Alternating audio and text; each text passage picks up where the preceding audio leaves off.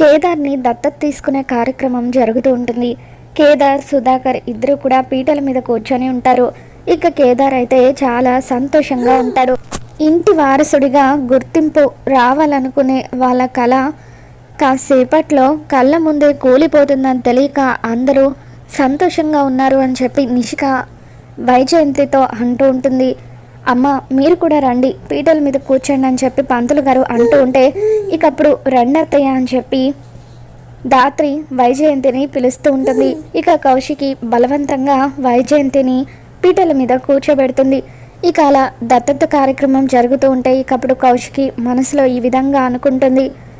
కొన్ని సంవత్సరాల క్రితం ఈ ఇల్లు నీకు చేసిన అన్యాయానికి కొంచెమైనా ప్రాయశ్చిత్తం చేసుకోగలుగుతున్నాం కేదార్ అని చెప్పి అనుకుంటూ ఉంటుంది.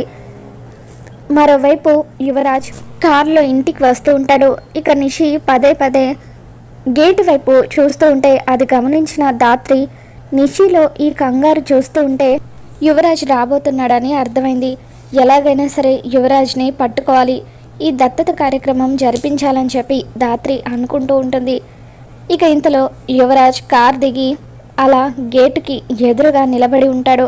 మరి ధాత్రి యువరాజ్ని ఏ విధంగా పట్టుకోబోతుందో మరి మన ఛానల్లో తెలుసుకుందాం. వీడియో నచ్చినట్లయితే తప్పకుండా లైక్ చేయండి.